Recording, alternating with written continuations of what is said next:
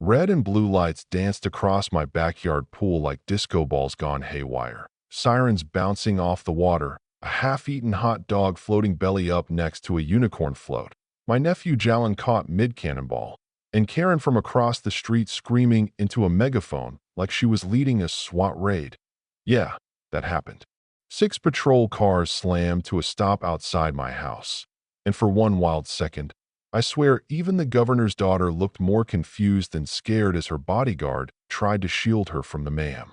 Cops poured out, hands on hips, squinting at what must have looked, at first glance, like a standard suburban birthday bash gone nuclear. But you know how these things go. Someone always has to make it bigger than it needs to be. I'll back up a second. Let you see how this ridiculous circus got started. 12 hours earlier, I was just a regular guy blowing up pool floats, stringing up balloons, and prepping for Jalen's 10th birthday. Nothing fancy. Bouncy house on one side, a taco truck parked out back, margarita machine for the grown-ups, and a playlist full of 90s hip-hop, because why not? It was shaping up to be the kind of day where kids wear themselves out and adults sneak tacos by the pool. But here's where it gets wild. Jalen's best friend Luca is the governor's son. Yeah, that governor. So I got a heads up, background checks on the vendors, an unmarked SUV down the block, a family friend named Ray who moved like he'd snap a broomstick in half just by looking at it. Next thing I know, Jalen's telling me Mrs. T, the first lady herself, was bringing cupcakes. She strolls in wearing yoga pants, no entourage, big smile, Tupperware packed with red velvet minis. I mean, she looked more relieved to be around Nerf guns than at a charity gala. We're talking regular folks for one golden afternoon. Everything went smooth until the Bluetooth speaker hit, that perfect California love vibe. That's when Karen's head popped over the hedge like a prairie dog at DEFCON 1. She scowled at the taco truck, hissed something to her husband Doug, who immediately found something urgent on his phone, and stomped home. Not 2 minutes later, my phone lights up, community group chat, unapproved pool gathering.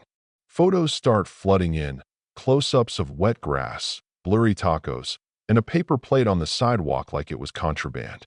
But you gotta know Karen. This is a woman who measures lawns with a ruler and once reported a squirrel infestation because she hated her neighbor's bird feeder. Today, though, she thought she'd hit the HOA jackpot to by 3 p.m. Karen reappears with a noise meter, waving it around like she's on Ghost Hunters, yelling about Article 4.3.2, amplified sound. I offer her a cupcake. She recoils like I'd handed her plutonium. 5 minutes later, Ring Cam catches her on her porch dialing 911. Her words, not mine. Illegal gathering, minors drinking, suspicious chanting, possibly political, could be a protest. She wasn't even embarrassed, just righteously indignant.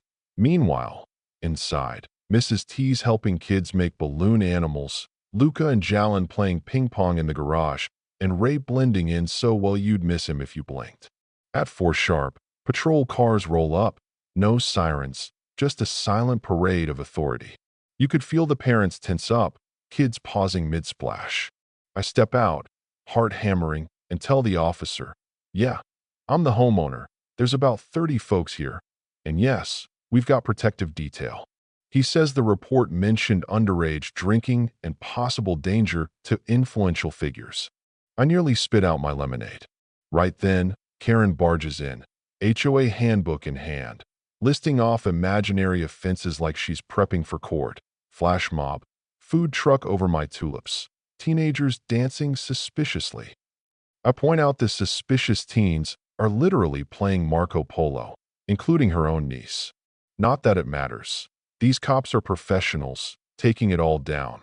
But then Mrs. T steps outside, calm as Sunday, nods at the officers and asks, is there a problem? The mood shifts. One cop recognizes her, another taps his earpiece and disappears to make a call. Karen's smug grin slides right off her face as Ray steps up, flashes credentials, and suddenly you can see the penny drop. Karen has just called 911 on the governor's wife. The air sours. Cops start whispering into radios, security types giving Karen the death stare. Karen, ever the oblivious showrunner, is live streaming for her HOA group, narrating how she's saving the neighborhood from chaos. Except the chat's blowing up with messages like, "Did Karen just call the cops on the governor's wife? And this is going to be bad." She doesn't notice. She's too busy giving officers a dissertation on zoning. Inside, the party's mood craters. Parents shuffle out early, spooked by the drama, but the kids, bless them, just keep launching water balloons, world's smallest resistance movement. That's when a black SUV glides up and a man in shorts and sunglasses steps out, flanked by agents who move with the kind of precision you only see in movies. The governor himself strolls up, asks Karen if she made the emergency call, and when she says, yes, finally, someone from the county, he drops the hammer. "I'm Governor Langston, and I'd like you to stop speaking immediately." You ever watch someone's soul leave their body in slow motion? That was Karen. She tries to backpedal, claiming she's just enforcing the rules, but the governor's not having it. He explains this is a charity event, low profile by design, and now, thanks to her, he's got to explain to his press team why his wife was almost detained at a kid's birthday party. The silence after that? You could have heard the unicorn float deflate. The cops apologize. The governor's family leaves, gracious, but clearly over it. And Karen stands there, binder drooping, looking like she wants the earth to swallow her whole. Neighbors start patting me on the back. The taco truck guy keeps handing out free churros like it's his way of restoring order. And the kids, well, they just keep laughing, as if the grown-up nonsense never touched them. But here's the kicker. Next morning, my phone rings. It's the governor's office thanking me for staying cool under pressure. Then the HOA board calls. Emergency meeting, apology, whispers that Karen's behavior was unauthorized. By noon, state investigators show up at Karen's place. Turns out, not only did she misuse 911, but she'd been pulling surveillance footage from HOA cameras, compiling dossiers on half the neighborhood, including flagged screenshots of the governor's wife. The news picks up the story. Karen's binder becomes a meme. HOA Karen, trending with people calling her the queen of overreach. The emergency HOA meeting. The place is packed. Neighbors who haven't spoken in years show up just to watch. Karen tries to defend herself, says she's only protecting the neighborhood, but the board lays out evidence. Unauthorized surveillance, digital privacy violations, exaggerating threats to police. The vote is swift, suspended indefinitely, no access to HOA systems, restraining order pending. The room erupts in applause. I get a thank you plaque from the governor, defender of common sense, and a photo of Jalen and Luca cannonballing, a handwritten note from the First Lady. The whole thing is so surreal it almost feels scripted, and yet, that's not even the end. Karen eventually hands out apology letters, stiff, impersonal, but for her, a miracle of humility. A week later, she resigns from all HOA positions and puts her house on the market. Neighborhood breathes easy for the first time in years.